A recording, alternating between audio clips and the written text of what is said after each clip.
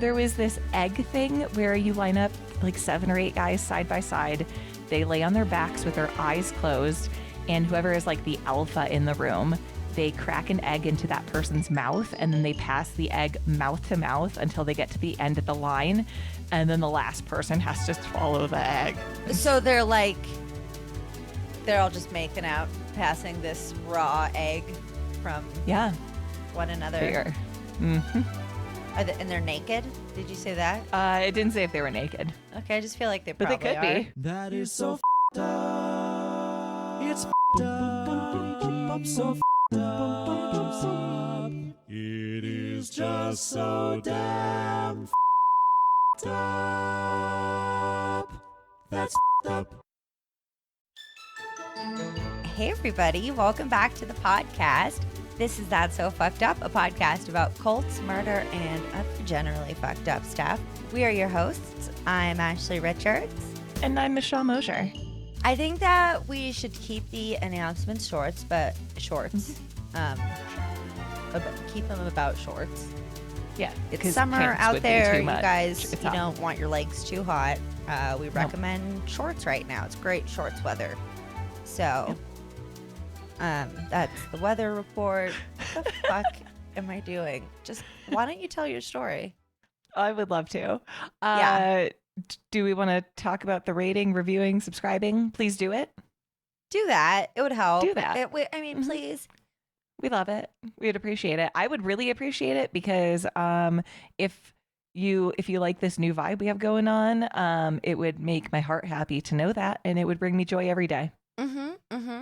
And if you're 150th written reviewer, you're going to get 1 free year of Patreon at the $10 level, which means you also get a Patreon exclusive mug. It's a nice and mug. A free copy of the newest and hottest trivia game on the market, HexaQuest. The winner is going to get one guaranteed. Hooray. Hooray. I was going to say hooray and hurrah. And hooray. So it just came out as both. Yeah. Check out our Discord. Come get to know Michelle and I. Our community is super poppin'. And you can find Michelle's sources, which she'll tell you about in a second, as well as bingo for today, which is fucked up, which you'll find out why in a second. And links to our social media and Apple where you can leave a review and all that good stuff at TSFU, thepodcast.com. Tell them about it. Tell me about it. I'm going to tell them. I'm going to tell you. I'm going to tell the world. I'm going to tell the world. So tell friends, everyone you know. Please, you guys tell everyone you know. So yeah, today I'm going to be talking about the dark side of Greek life. And, a quick little disclaimer at the top, because, while making this episode and taking these notes, I generally look back on my Greek experience positively, but also even in kind of digging in deeper, discovered some kind of fucked up aspects of it that I think maybe through indoctrination I hadn't maybe dealt with. So thanks, Ash, for making me deal with that. You still have a lot of good friends from your time in the sorority, which is a great thing. So just know that if you were a part of Greek life, and as we kind of trash on it today, we're not trashing on you or your experience. We're looking at how gross it is systematically and how it's just a little bit culty, but anyways, a little bit fucked up. We'll just, yeah. So that's why we're going to have you pull up Fucked Up Bingo. Yeah. Because it's a little culty and a little murdery. And so as a result, kind of put them all together. We got cults, we got murder, and we got generally fucked up stuff. So for my sources, my 2 biggest sources were 2 amazing podcasts. One of them was Snapped, which we'll be playing a promo for later in the episode, so stay tuned for that. And then the other one was a podcast called Broken Pledge. So those are my two biggest. Otherwise, I have a lot of articles and studies, and those will all be linked in the blog at tsfuthepodcast.com for your viewing pleasure. And with that, shall we dive right into it? Woo! All right, where were you? 1776, which is where two of the nation's most important things happened. The Declaration of Independence was signed, and the first fraternity was formed. Coincidence? I think not. It always goes to the fucking top. It goes all the way to the fucking top. Every goddamn time. It's true. So Phi Beta Kappa was the first fraternity formed in 1776 at the College of William and Mary. Started as a secret society where students could get together and have discussions and things. People want to talk about like religion and literature and philosophy and common interests. And so fraternities were initially formed. Philosophers are. So it was like basically All right, like Socrates. a club for like rich white men. powerful. Yeah. Old. No, not old because it was college. No, but, like, they were rich young because they were just rich white dudes. rich white dudes. basically. Yeah. Because I mean, not only like this was college in 1776, so the only people going to college in 1776 were probably rich white dudes. Okay, no, solid point. I guess my point is that that's like still kind of the demographic of fraternities today. So like Totally. not a lot has changed since good old Declaration of Independence was signed. Yeah. I mean, in so many ways, but Yeah. anywho. That's for another day. It's another day, another time. So so fraternities kind of stayed that way as like actual places to discuss like important things until 1825 when Kappa Alpha was formed at Union College, and it was the first what we would call social fraternity. And then social sororities followed later on in the mid 1800s. And Ashley, I think earlier you said frat sister, and oddly enough, you are actually not incorrect, because so the word fraternity comes from the Latin word frater, which means brother. And sororities, when they were first formed, didn't apparently no one wanted to look up the Latin for sister. I don't know, but they were like, we're a fraternity for women. And in fact, the sorority that I'm a part of is technically a fraternity for women. So I'm technically a fraternity sister. Brother sisters. A brother sister. Yeah. Which sounds like a weird like TLC spinoff of Sister Wives. Brother sisters. Sister. We're brother sisters. I don't know. So I feel like weird. No, it does. God. Yeah, okay, we it can't could get talk about TLC again. No. Keep going. But at some point in the later 1800s, they were like, oh shit, there's a Latin word for sister. We should use that. What? And that word is soror. And now that's why they're called sororities. So if you're ever like, I wonder what those words mean, that's what they are. Boom. The Boom. more you know. Yeah. By the mid-19th century, the existence of Greek life was spread so far that they started having lodges for social events. These lodges were usually paid for by rich, wealthy, white man alumni. And so they kind of became a spot where the fraternity brothers and sorority sisters could gather together. The reason that these became the like living hub that they are is because back in Cornell University, they had basically not enough houses for their students. So people were like living with strangers in the neighborhoods. And then they were like, hey, why don't we all live together in this house we use? And that kind of created this culture of like, let's all live together and have the same ideas in this little bubble. Michelle, did you know that I went to Cornell? Did you really? No, but it was just like last time we talked about how we were going to try to do like a bunch of office references. And you know how Andy always tells people he went to Cornell. More like So I just core like knot. immediately thought of The Office. I was like, God damn it. I was trying to keep it to myself, but I couldn't. You couldn't. It just burst out. You know what? Yeah, That I one. had to.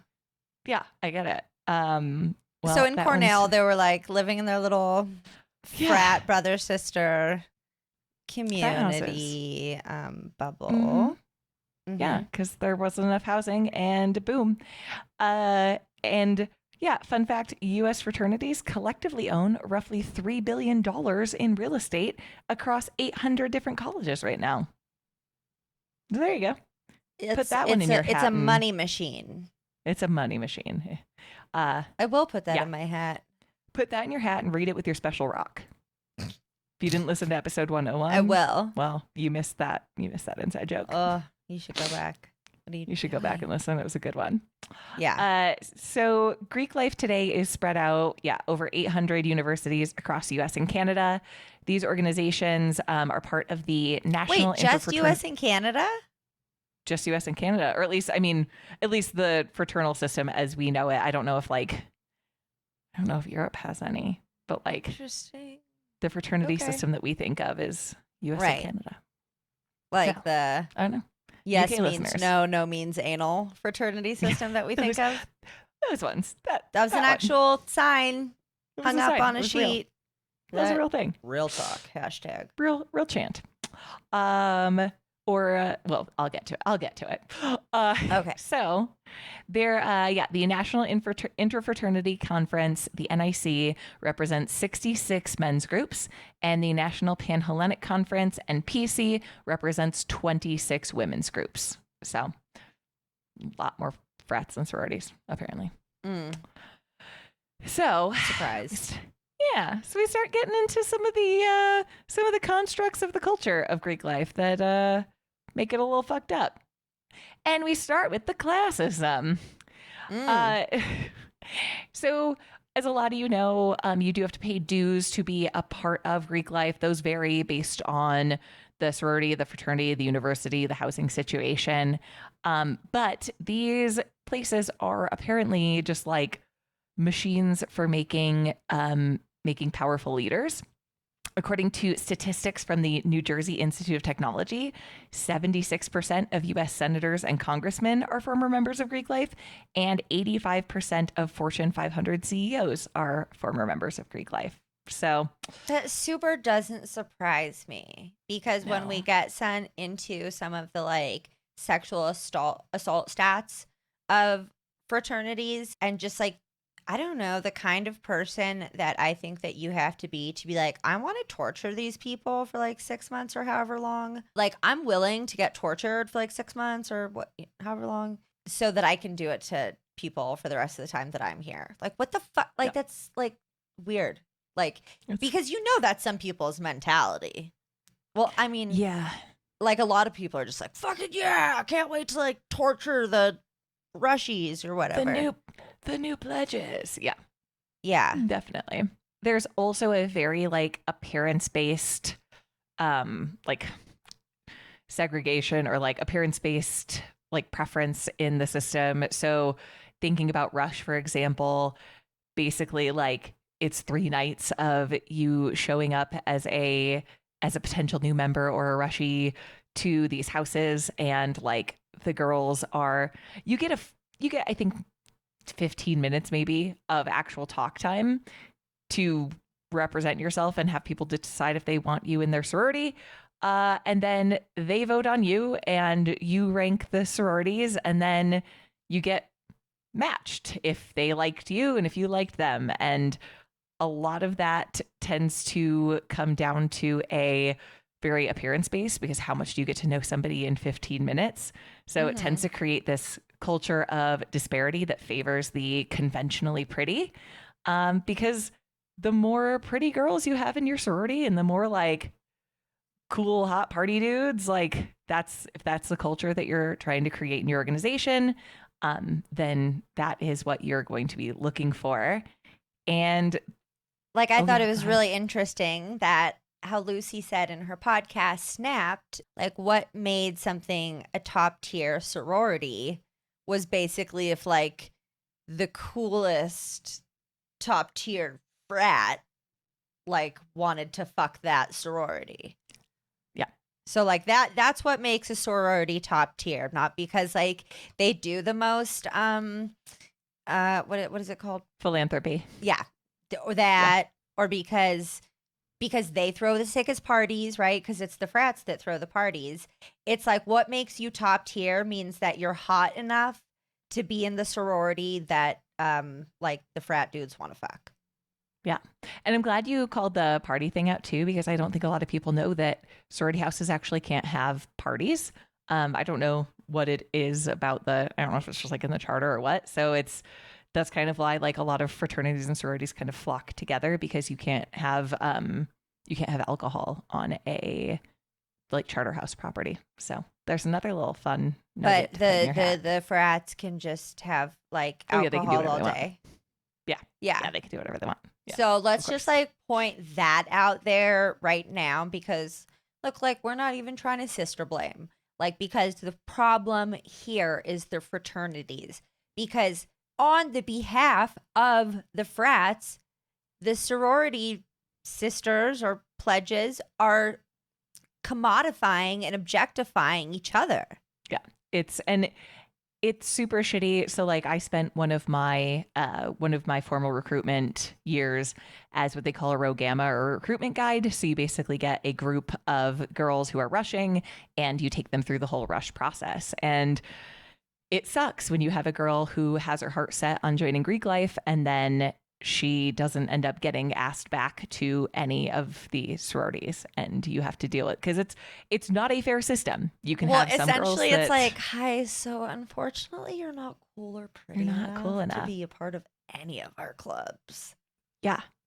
So That you is get sad. it's That would be so sad. it's super heartbreaking because you get some girls who get asked back to every house that they want to go to, and then you get some girls who the first night they go and then they don't get asked back anywhere. And yeah, I had to like call girls who cried on the phone to me because they were so sad. So Like, that you sucks. have a lovely personality, if that helps. They're like, it doesn't. God, I know. They're like, yeah, it doesn't help. Thanks for trying. So, yeah. So aside from just like appearance-based classism, there's also a huge culture of racism in Greek life. So until the mid to late 20th century, many fraternities and sororities were segregated.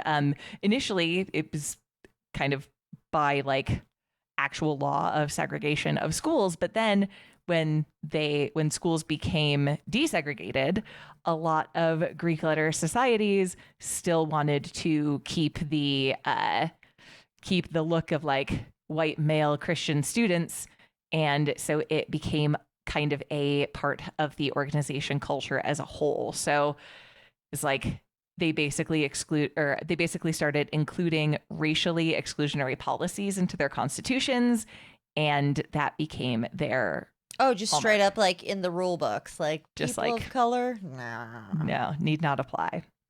Also, you need to pay your dues. So yeah, white and give okay, us money. but poor, yeah, we don't like that.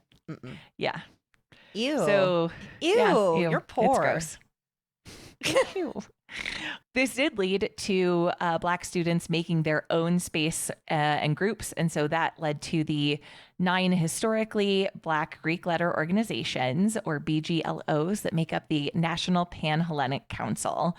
And they're referred to as the Divine Nine. So you can see that, it was kind of we need our own space and we need our own group and social opportunities. So if you're not going to listen to your group, we will make our own. And that's where you see the Divine Nine, where meanwhile, this was something fun that I learned in my research. Apparently, fraternities were what laid the foundation for the formation of the KKK. Turns out, well, that's a bunch of white dudes, right? Yeah. So when being they like, were forming we're in a club. We like to be look mean at to us. people. When the KKK was formed, they patterned it after a previously prominent college fraternity called Kuklos Adelphon. they basically took the basic rituals of the fraternity and then made a few changes.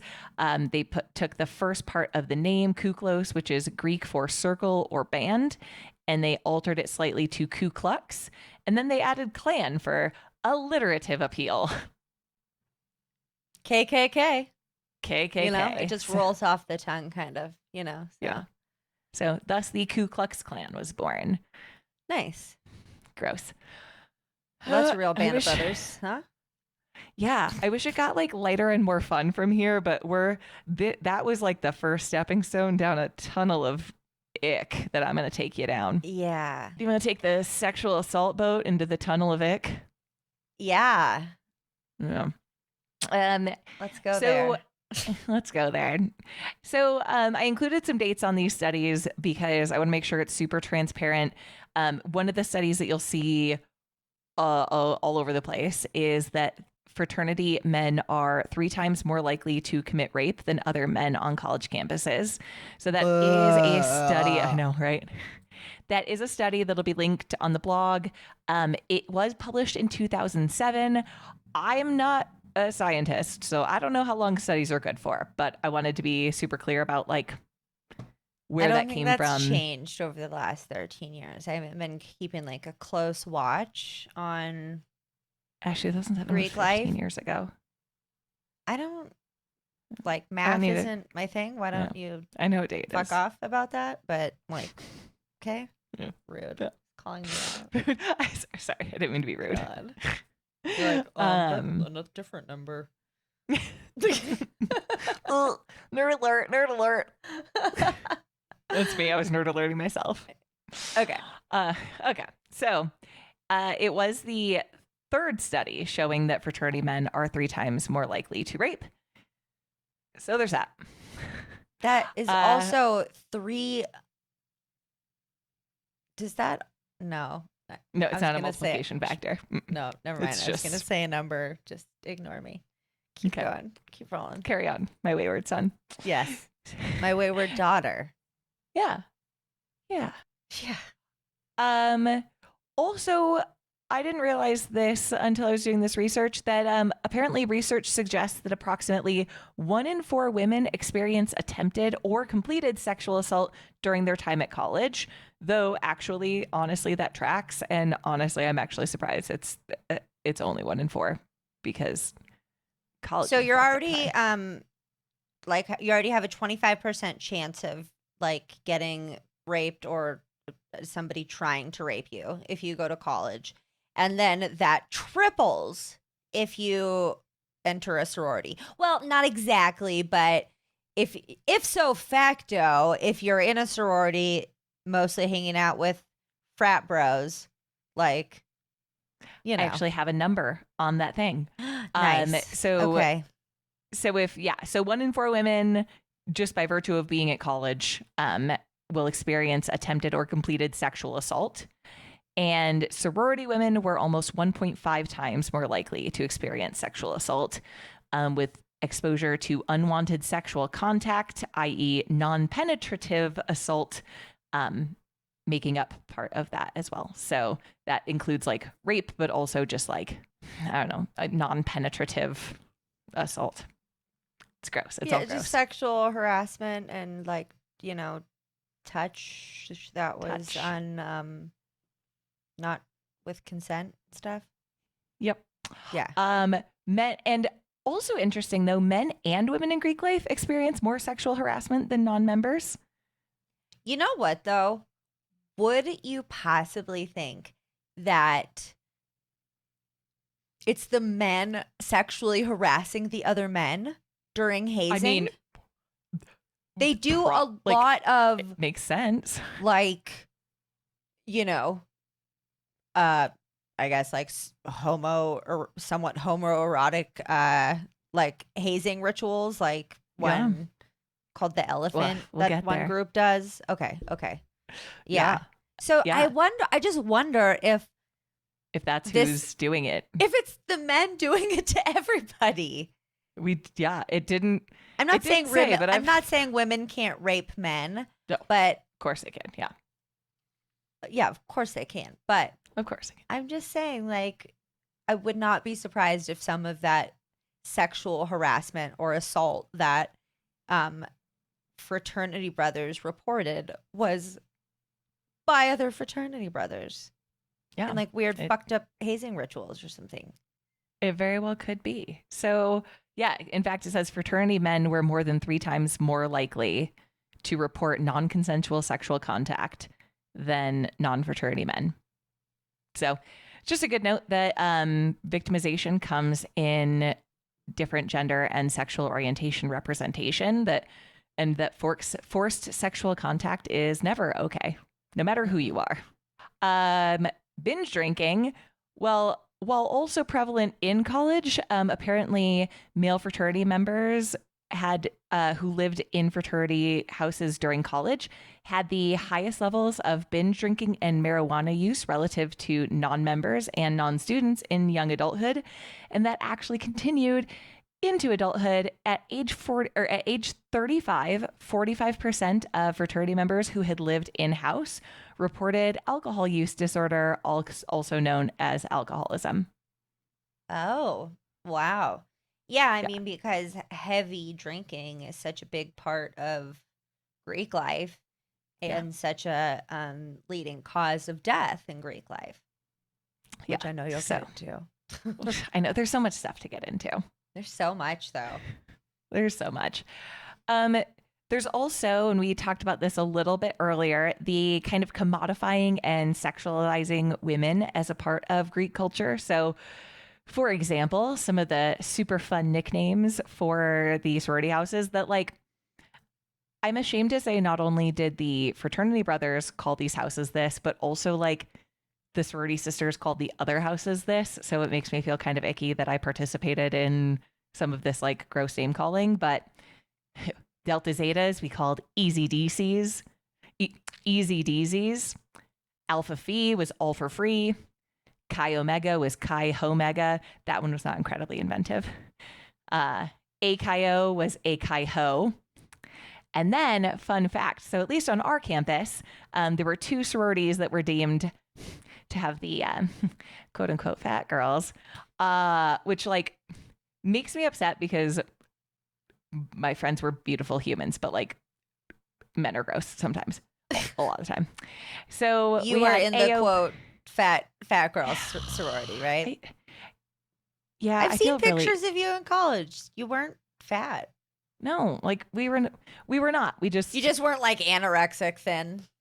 We just had like we, like, weren't all and I don't know. It's just, honestly, it's gross that, like, even any of this is a thing that people called people.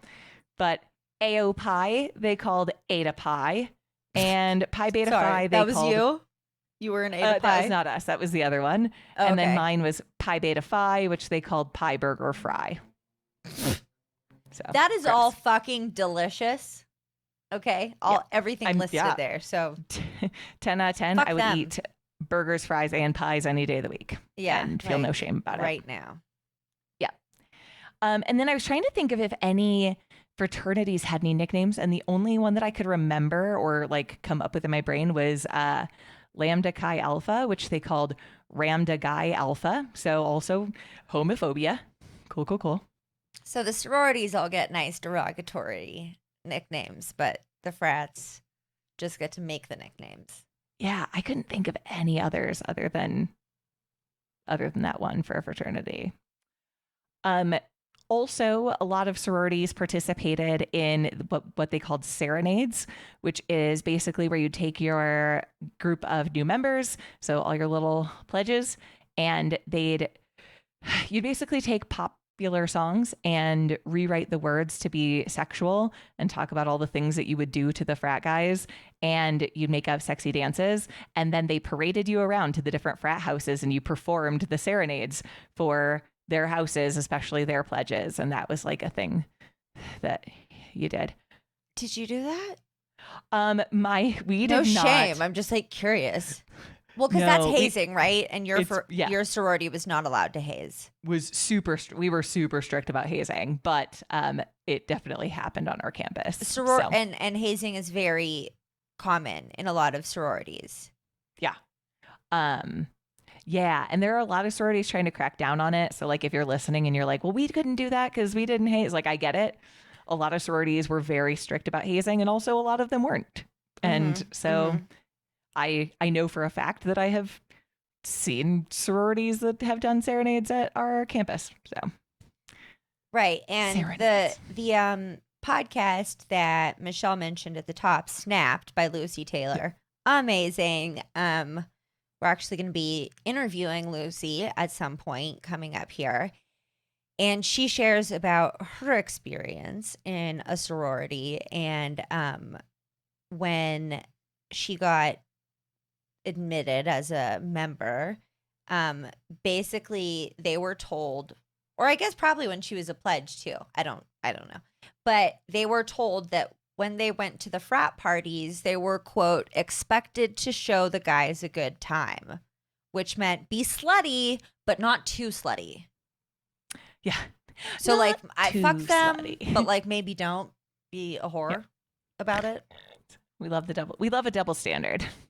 So, yeah, not only were you expected to, in that situation, like,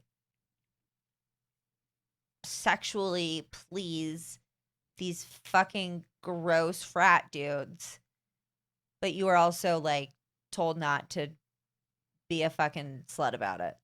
Yeah. How does that? Don't be a slut about it. Don't be all slutty about being a slut. Like what? Yeah. What?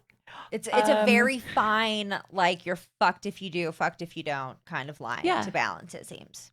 Well, speaking of the be slutty but don't be a slut, some of the party themes were also very directed at like get girls to wear nothing to our houses. So some of the ones that I remembered were CEOs and secretary hose is a pretty popular theme. And you were like, fuck yeah, let's get it, girls. Okay. Let's go, I'm ladies. not gonna lie. I fucking loved a theme party. I did. Yeah, you were like, I'm gonna go buy a pinstripe skirt. I'm gonna get my hoe on. Yeah. I mean, there were, you know what though? I feel like I can't even blame that on like sorority culture because that's just like Halloween. Yeah. Halloween's everybody's night to like dress up as anything or anyone that they want and like the slutty version of it. You know, my first sorority Halloween, I posted pictures on Facebook and I told my mom not to let my dad look at my Facebook page. I was like, I don't want him to see me like this. I don't want him to see me in this light. I don't want him to know that I wore those shorts and that crop top. Oh, yeah. Woo. Also lingerie parties. So again, men can just wear like boxer shorts and women are in literal under like panties and bras and corsets and things. Oh god, anything Halloween but clothes every week. Every week, Greek yeah, life. basically it was a rotation of who's having the coolest party this weekend, what outfits are we going to go buy, and yeah, it was Halloween every week. And if you were not a fraternity member and you wanted to come to one of these parties, you literally brought women like they were access tokens. You could not show up as a dude. But you got to bring at least 3 chicks. Yeah. If you showed up as a dude and you weren't in the frat, you couldn't get in. If you just showed up as a non-member dude, you couldn't get in. But if you brought girls, then okay. If you're like a hot non-sorority girl, can you go? Yeah. Oh yeah. But you're like solid chance of getting sexually assaulted. But you can go. What if you're like not hot though, and you're not a sorority girl? I mean, I've never seen Would anyone they like turn you away at the door? I've never seen anyone get turned away. There's like sometimes they'd have a door guy because they had to like pretend that they were checking IDs and only letting people in that were over 21, and like no, they weren't. But like they had to pretend like it in case the cops came. So they'd usually have one of the pledges sit outside at a table and like guard the door. I've never seen anybody get turned away, but I mean, I'm not saying it's never happened. I bet it's saw it with my own eyes. It's very possible. Doorman, you're just a doorman. Doorman. Yeah. So that that kind of brings. I know you've mentioned Lucy a couple times, and Lucy's experience on Snapped. Please give that pod a listen. That'll actually be our next ad break. But yeah, in Lucy's story, she talks about her rush experience and what it was like to rush top tier sororities, as well as the experience of getting snapped, which was a thing where they would find inappropriate pictures on your social media and then like comment snap on it. And it was basically secret code to tell you that like, this picture doesn't represent the sorority, so you need to take it down. It stood for I can't remember if she names her sorority or not, so I'm not going to name it. But it stood for so not AP. Well, now everyone, I mean, not everyone. I guess if you're in Greek life, you would know, but. Would people know if they're in Greek life? I would know. I would 100% know. Wink, wink, wink. It's okay. Also, if you Google Lucy Taylor, literally the first thing that pops up is Lucy Taylor and then her sorority name. So. Okay. Well, so then fine. Yeah. So snapped stood for so not alpha phi. So it's like your sisters would go like publicly shame you on social media if you did something like they deemed appropriate, which in her case was like a picture of her in a bikini. It's like you're being too slutty. Like you're not towing the slut line fine enough. How is a bikini picture like slutty? I'm sorry. Yeah, and yet she probably was dragged to a lingerie party or some other themed party where she wore their less. Fucking like Instagram right now, and it's like thirst traps. That's what I was trying to say. It's a bunch of like low key thirst trap pictures. It's like, oh, we're being slutty, but not super slutty. But I guess a bathing suit is just like overtly slutty unless you wear it at night to a party. To a party, to a beach party. Oh my God, there was a frat house that would fill their basement with sand every year and throw a giant beach party. And then I'm pretty sure the pledges had to clean it up afterwards. That sounds really unsanitary. Like, oh, it was disgusting. Ew. 0 out of 10. But it was fun. Yeah. And gross. Okay, I'll let you continue. But yeah, so she also talks about the pressure that she experienced to have sex and about getting raped and the response from her sisters essentially being kind of like a don't tell anybody about this. And then when she, well, I don't want to spoil the ending. I don't want to spoil the ending of the pod. Lucy's experience was really interesting to listen to because I noticed, even though my experience was not as maybe intense as hers was, there were some things that I did kind of relate to. And I will say, like I said at the top, like my closest friends back home are still the girls that I knew in the sorority. So like I do attribute my time to like giving me my like dearest lifelong friends. So, but that doesn't mean that like I didn't experience some shitty things. I had kind of my own snapped experience where I came home from class one day and 3 of my sisters were sitting in our living room at my apartment, not the sorority house, at my apartment. And because one of them was my roommate at the time. And so it was to intervention me because apparently when I drank at frat houses, I got too loud and flirtatious and they didn't like that. So they had an intervention for me. That is so fucking culty. Yeah, it was. I was like, are you are you kidding me? Like I didn't do anything. We're not really feeling your personality. You could just tone it down a little bit. That would be great. Yeah. I'm like, no wonder I have so much anxiety about if I'm being too loud and obnoxious. Like, goes all the way back. Because you were like fucking intervened monitored on for my personality.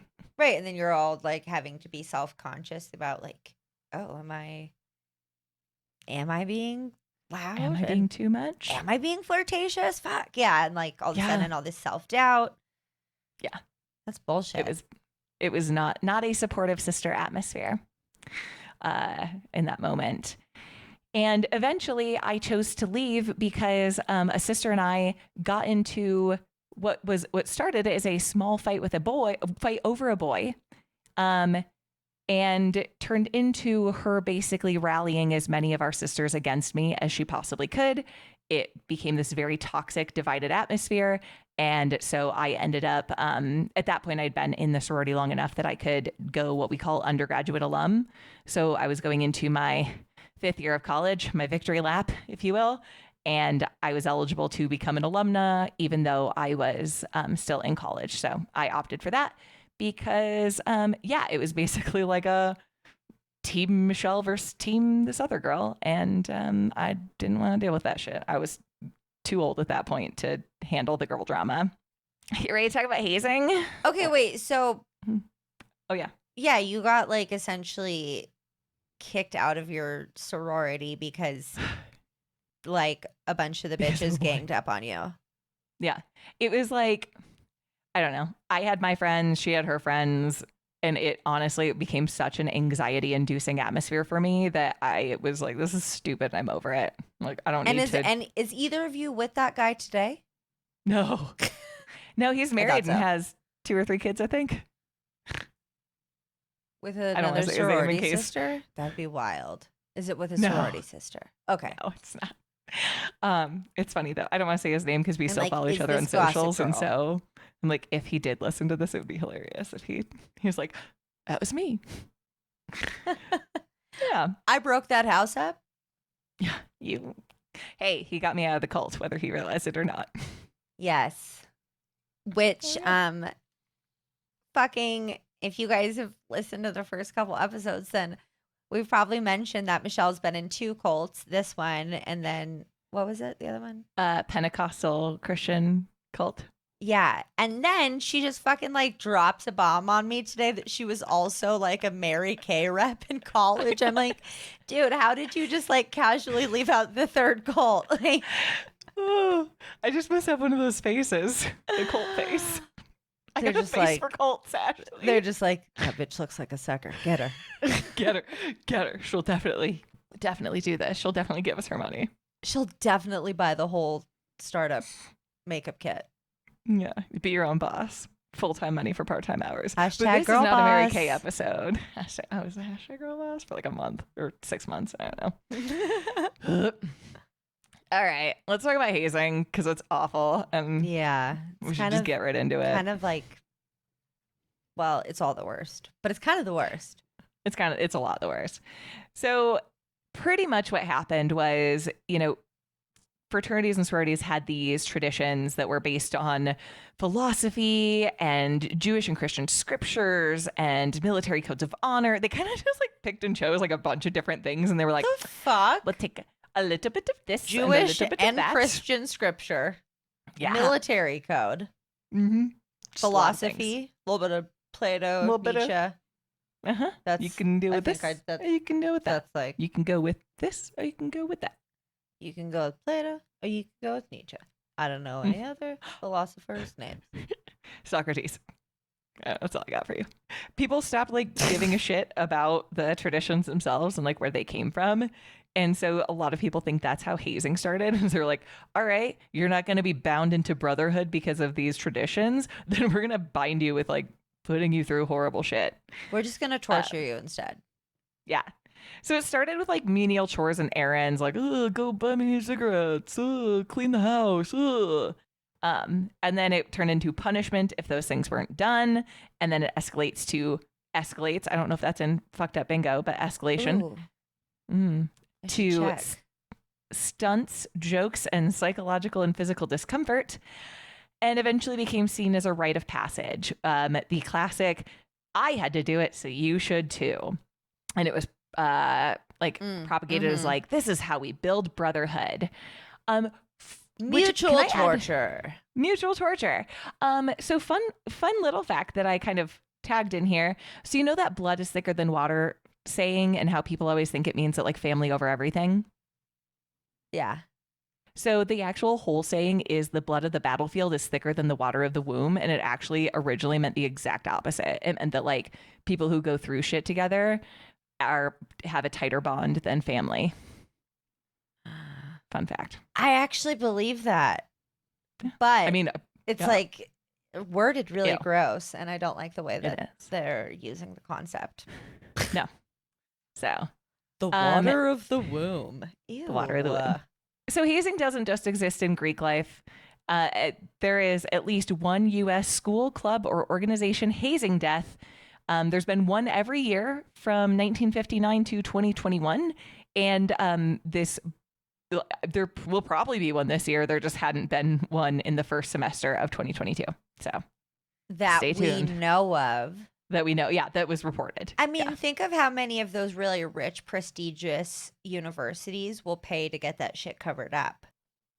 Absolutely. Universities will especially with football teams, because like that's usually like their fucking pride and joy and shit. But they'll often go great lengths to cover this kind of shit up so that it doesn't tarnish their fucking school's name or their football team's name or So would you say it goes all the way to the top? Yeah, did you get bingo? Oh, no. Okay, I was like, oh my God, how rude. Like, what a weird way to like ruin your bingo. Okay, you didn't go. No, okay. I don't even think that's on the, I don't even think that's on the going sheet. all the way to the top? Oh, but it should be. I know. I absolutely think it goes all the way to the top. By the way, my bingo board is just like bing bong, ding, ding, dong, ding. Ah, good. Good. I'm so glad. Fuck up. Yeah. I'm so glad. So fucked up bingo was the right choice. Excellent. All right. So I'm going to give you a couple of examples of like high level hazing, and then we'll talk about Collin Wiant and his hazing death as kind of our big story, and we'll wrap it up because there's a lot of fucked up stuff to talk about here. On the sorority end, there was a sorority at Indiana University where they'd make their pledges stand on top of dryers, and they'd put the dryer on the cycle. The girls would be wearing their bikinis, and any part that jiggled, they'd circle. And if you got too many circles, you got kicked out. Oh my God. Gross. Dude, everybody's fucking shit jiggles. Oh my God. Especially on top of a dryer. There was this egg thing where you line up like 7 or 8 guys side by side. They lay on their backs with their eyes closed, and whoever is like the alpha in the room, they crack an egg into that person's mouth, and then they pass the egg mouth to mouth until they get to the end of the line, and then the last person has to swallow the egg. Okay. I had a hard time reading that out loud. I'm sorry. How is that not like fucking sexual? It's a lot of things. So they're like, they're all just making out, passing this raw egg from one another. They are. Mm-hmm. And they're naked? Did you say that? It didn't say if they were naked. Okay, I just feel like they probably but they could are. be. Who knows? You're like, I just want to insert that in my brain. I just think they are. Hey, listeners, if any of you have done the egg thing, let us know. They're not going to. That's embarrassing. They're not going to. That's it. Yeah. And what you mentioned that's like earlier. Very what the fuck. Yeah. It was that one. We needed a lighthearted moment, and like, I mean, that one's awful, but like of all the things I'm going to talk about, that one's the most like so lighthearted weird. of the hazing because it's just like so it's weird just and gross. It's so like it's like why? Yeah. And then the elephant walk, which you alluded to earlier, where they have the pledges stand in a single file line naked, and they're expected to walk in a line with their hands underneath and through the legs of the person standing in front of them and grab their penises. So it looks like elephants when they leave their penis. Penis is a hard time saying penis. Penis. Right? The penises. So like when elephants walk with their trunks and tails looped, that's what this was supposed to replicate. That's why it's called an elephant walk. And that's how you form solid brotherly bonds for life. Aha. That's it. Those that's how you do it. Circle jerk together, stay in brotherhood together forever.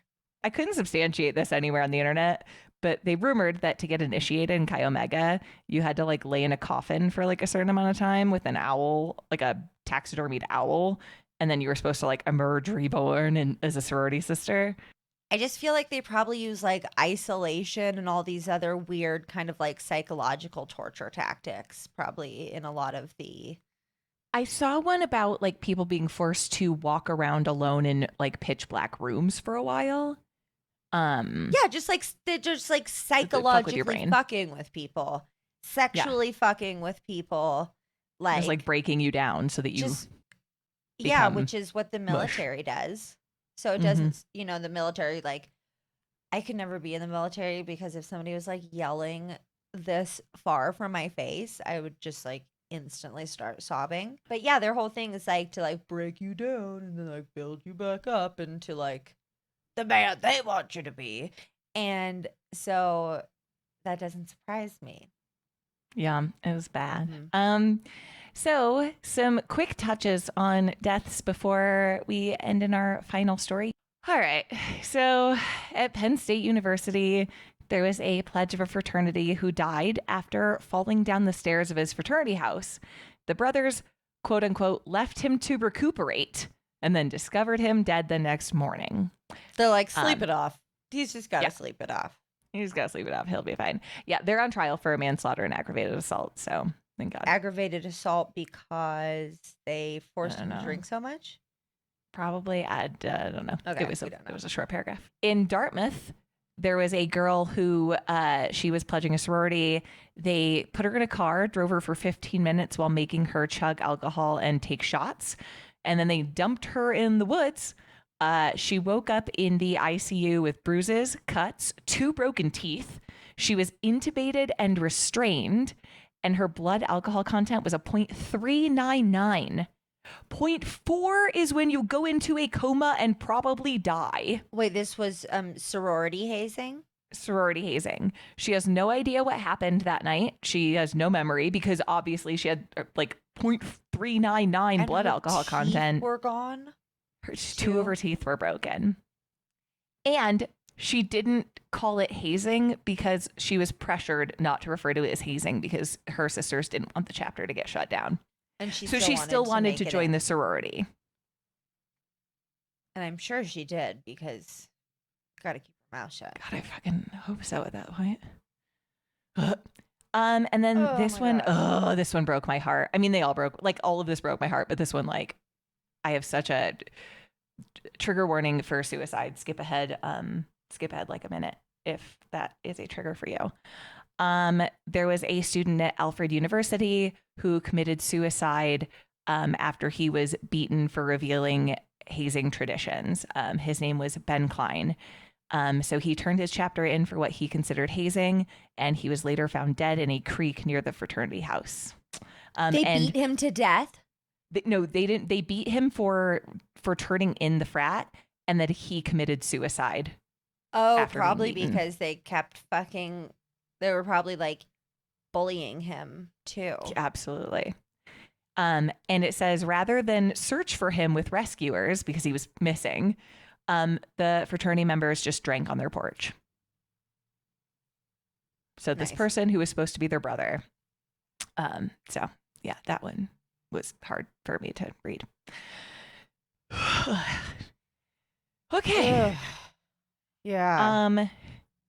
So we're going to end with the story of Collin Wiant. This is the story that Broken Pledge focuses on. This story is complicated because Collin was both accused of sexual assault and he also is the victim of the bigger story here. So know that like this is going to be difficult to talk about because he is both the perpetrator of sexual assault. Yeah, and a victim. But Collin grew up in the small city of Dublin, Ohio.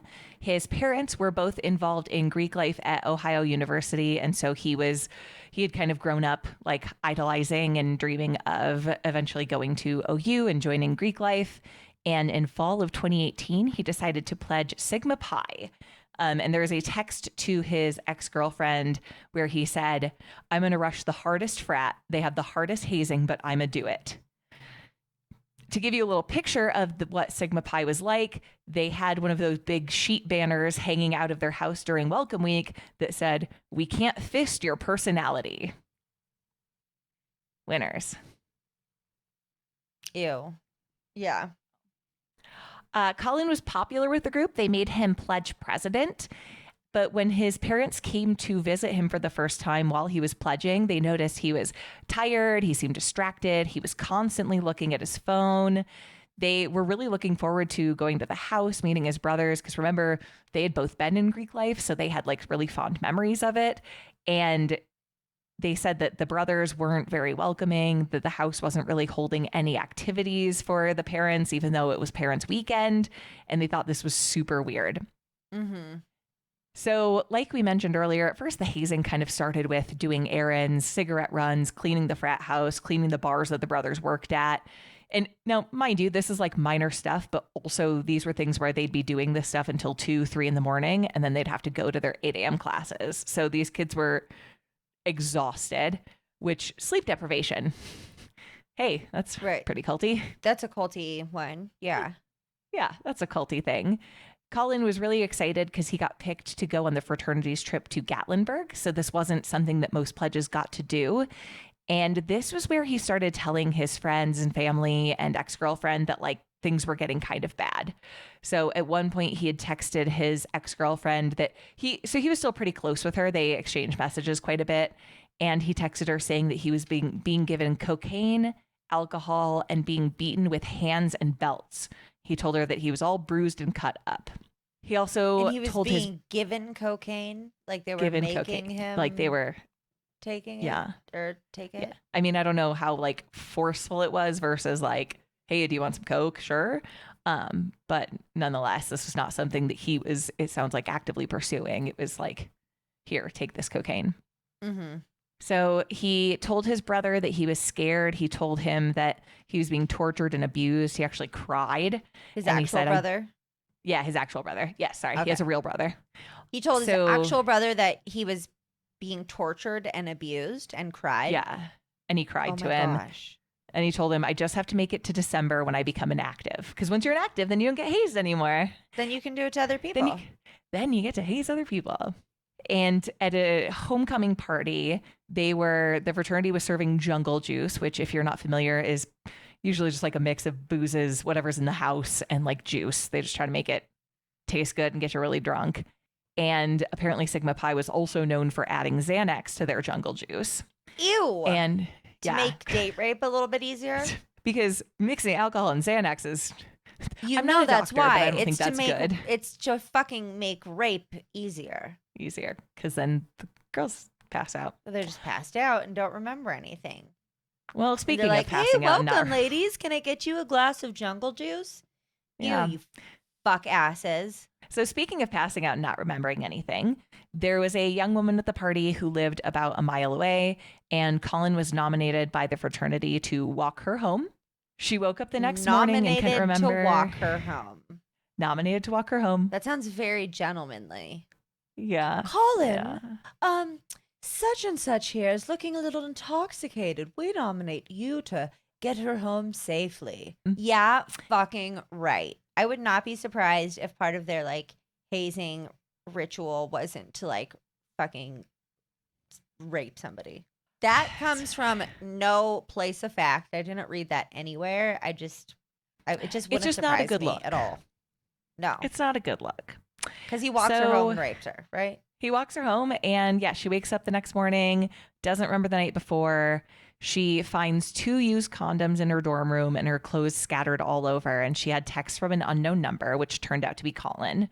She asks if he had sex with her, and he says, I'm pretty sure. Yeah. She ended up saying that it was rape, where Collin said it was consensual, and the police were called in and they were investigating it. And while that happened, Collin was barred from formal pledge activities. So he was basically told, you can still hang out at the house with the brothers during like non-fraternity time, but while this investigation's happening, we can't have you as an actual pledge. We don't want you like giving us a bad look. A bad name. That's a bad look. Yeah. So we get to the night of November 18th of 2018. Collin came to the house it was basically open to hang out in. There was no formal activities. And so he came over. It was shortly after 1 a.m. and the group was doing whippets, which if you don't know what a whippet is, apparently it is the gas that pushes like whipped cream out. I think that's why they call it a whippet. Nitrogen. Nitrous oxide. Okay. Yeah. Is I was the- going to say, don't quote me on. Yeah, I think that's just nitrogen and oxygen mixed together, Gases. but scientists hit us up on the Discord if we're wrong. After doing some whippets, we don't know how many, several, who knows. Be safe, kids. Don't just inhale substances. So at 2:40 a.m., Collin was noticeably having trouble breathing. Now, one of the fraternity members who was with Collin did not call 911 until about 2:50, so like 10 minutes later. Initially, there were reports that he had called the fraternity president to ask him if he should call 911. Later on, there became more evidence that he may have been walking around the house trying to get help. But nevertheless, he didn't call 911 right away. And those minutes could have made the difference in Collin surviving or not. So, Yeah. yeah. Either way, even if you think you're in trouble, it would not call surprise 911. me if he called the president first to see what we should do. Because Yeah. I know, like, in Lucy's situation, like, it's not like it was dealt with through the authorities. It was, like, dealt with through the fucking sorority association. And they literally sent, like, minions that were basically Lucy's, like, equals in, like, age and whatnot to like deal with her. Yeah, the So it's policy like, and I think standards it, board you is a know, whole thing. culty-like, it's like it stays very internal. Either way, he should have called 911 right away. He did not. When he did call 911, they were like, we'll bring him outside, so he's outside when you get there. That wasn't to make it easier. It's because they had whippet cans everywhere and they didn't want the police to see them. The Right. 911 operator was like, don't do that. It's really cold. Keep him inside. They'll be there soon. Just leave him Just leave him. Don't drag him around. So one of the brothers was Hide doing the fucking CPR. whippet cans, you idiots. Jesus. Yeah, I don't know. Maybe like, there's a lot. Yeah. How do many? something. Oh my God. Also, just like it's someone's life. So maybe be okay with the consequences of your actions to save somebody's life. No. No. Don't be ridiculous, Michelle. It's crazy. The paramedics arrived within minutes, but when they hooked him up to the monitor, he was still alive, but he was apparently barely alive because it was a flat line on the monitor. He ended up dying at the hospital shortly after 3 a.m. due to asphyxiation from nitrous oxide. And there were questions of like, did he have other things in his system? His blood alcohol content was only a 0.06, and there were trace amounts of marijuana, no other drugs in his system. So I bet it was the marijuana. Oh, God. It'll get you. Every time. Every time.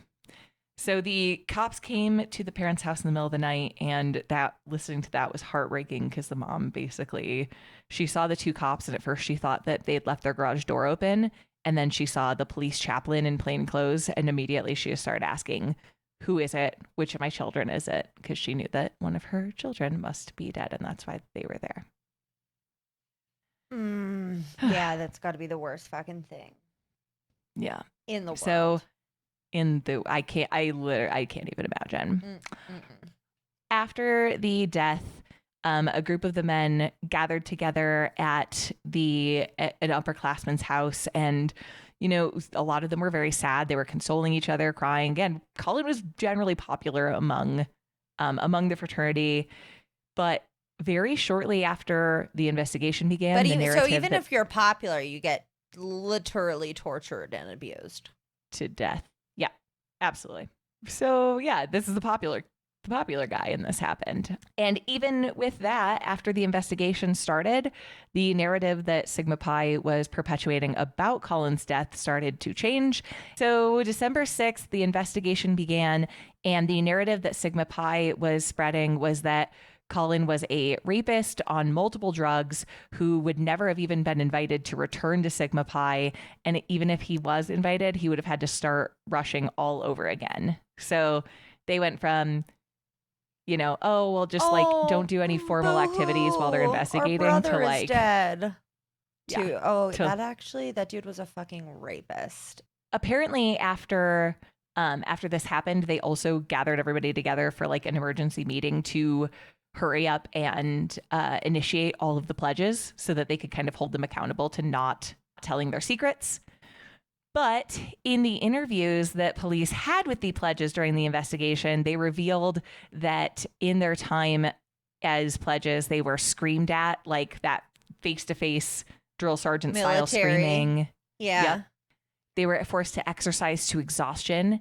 They had hot sauce poured on them, and they were made to play like tackle football in their underwear inside with hot sauce on them.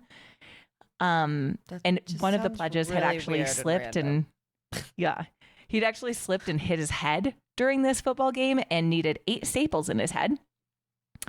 They had to eat onions. Oh, this was where they had to walk around in a dark room for like hours on end. They had eggs thrown at them. That's fucked up, dude. Yeah. The dark is scary. It's scary. I would hate it. Fucks with your mind. It does. That's why solitary confinement is so horrible.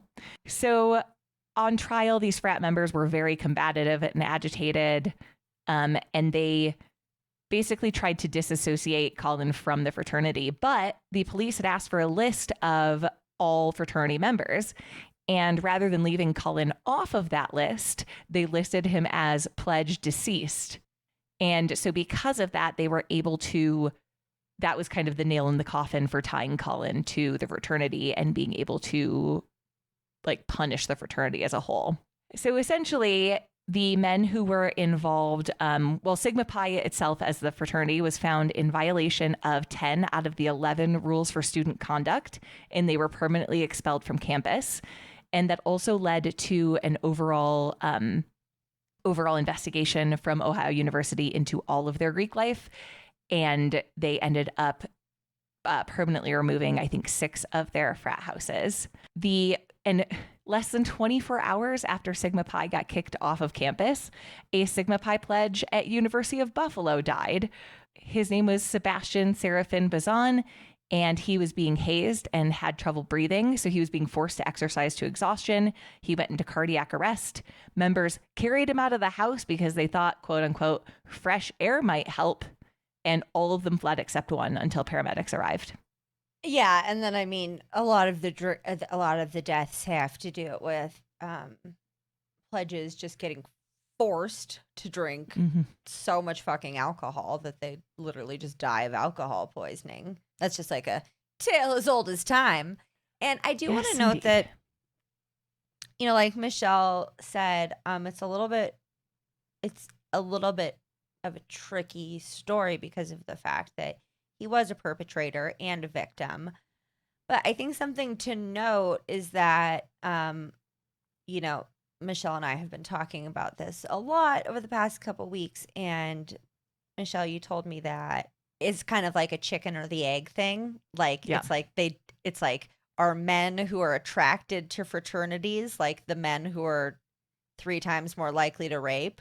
Or does being in a fraternity turn you into the type of man who's 3 times more likely to rape? Like, which one is it? I just want to say that I think that regardless of your nature, being in that environment is going to encourage you to at least think that sexual assault is okay, if not like pretty fucking cool. It's like the Lord of the Flies thing. Like, you get a bunch of people who, if there's a little inkling of something, and then that mob mentality breaks out, and suddenly it becomes the social norm, and it's suddenly much more okay. The fraternity president, the guy who bought the whippets, and the guy who eventually called 911 but was delayed in calling him, all 3 of those men were charged with different counts of, you know, permitting drug use, hazing, obstruction of justice, things like that. The interesting thing is that in Ohio, so only 44 states have any laws against hazing at all. And in some of those states, the laws are a misdemeanor that's equivalent to like some unpaid parking tickets. So after all of this, most of them got a negligible number of days in jail, and that was about it. But so Collin's family are now strong activists against hazing. His mom even has done a TED Talk about the dangers of hazing. And something that I did find, if we want to kind of close the story out on a slightly up note. No, fuck that. No, let's head out on a bummer. I think that's always the way to go. Just leave it shitty on a really shitty note. I'm just kidding. I was like, oh, okay. Okay. Nope. Oh, no. No positivity. No, please do. So, please do end on a light note. okay. I would love that. All right. So Collin's family, every year on his birthday, they all go out and do a good deed in his name, and then they come back and have family dinner together and talk about what they did. So some of the things that they've done are buy basketballs for inner city schools, find their favorite restaurants and like overstuff the tip jar, just, you know, little things that they can do to kind of take what was a really shitty situation and make some good out of it. And that's the fucked up side of Greek life and the story of the hazing death of Collin Wiant.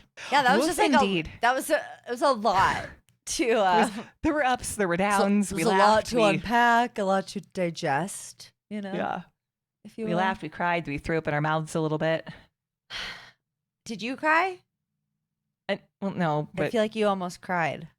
yeah, feel like you know you what? almost Honestly, cried. talking about You cried. talking You almost about- cried. I almost cried. I did saw almost you. cry. I saw you. And so did all our patrons who are watching right now. And I'm just an evil person, so I didn't. I just laughed. No. But I actually feel so fucking strongly about this topic because it's tale as old as time, goes all the way to the top. As always, you know, fucking bullshit. I mean, tale as old as this nation. So, Really? yeah. I mean, 1776 was when Phi Beta Kappa was formed. So, literally. So why don't you fucking wrap this shit up? Jesus. Wrap it up. Excellent. All right. So, that's our story. And Ash, We're is it okay sticking to it. We are sticking. I mean, I'm gonna, because it's recorded now and it's out We're there. not changing it. So check the blog, not just for sources, but also for a little bonus content of Michelle's Greek life memorabilia. Nice. Yeah, I want to see some pics from back in the day, hair bumps and all. And remember, guys, it's not a cult. It's just a podcast. Except for Greek life is like definitely a cult. And that's that, cat in the hat. Is that becoming your new catchphrase? I think so. Okay. I think it's your thing. All right, I'm going to stop. Bye, guys. Bye. Bum bum bum bum bum bum. That's f***ed up. I'm so f***ed up. Can't you see? It's just real.